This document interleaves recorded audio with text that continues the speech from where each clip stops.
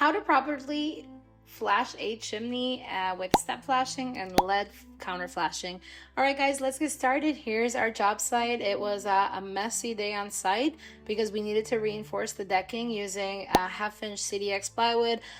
We didn't think this was going to be needed, but it was, but we rolled with the punches. And here's what was happening around midday. Things were starting to look good. The roofers were installing a GAF Timberline HDZ roofing system with ice and water shield and deck armor.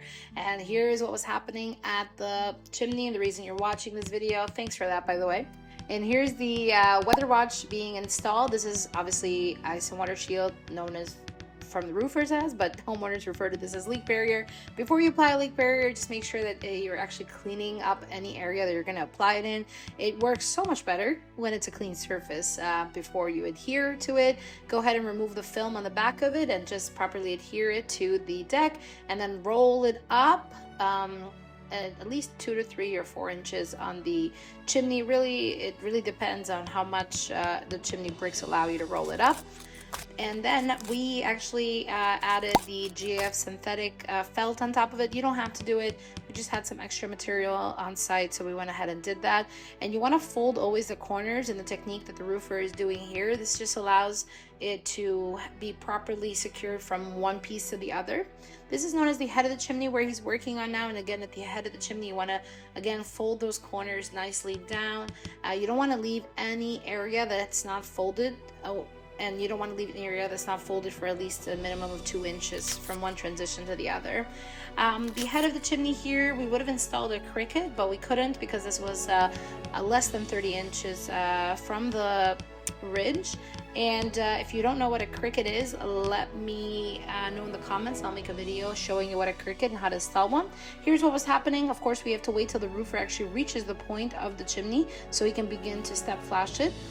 At first, he's starting with an apron LED flashing at the bottom of the chimney. The LED flashing is obviously a great way to ensure perfect protection for that chimney apron there. And now he's beginning to 45 degree angle what's called as the corner pieces of step flashing. We like to use 8 by 10 inch step flashing. It just makes it so much more easier to work with. And then once you got that first row of step flashing, go ahead and finish it with the shingles. Make sure you're cutting back the shingles to allow for no budding to happen. You don't want to cut the shingles too close. You always want to leave a little bit of space there, especially for summer heats. And then we start the step flashing process. The reason it's called step flashing is because you literally put a step every time. Shingle, step flashing, shingle, step flashing. A pro tip here is keep those nail heads not too close to the vulnerable areas where the snow and ice is going to sit.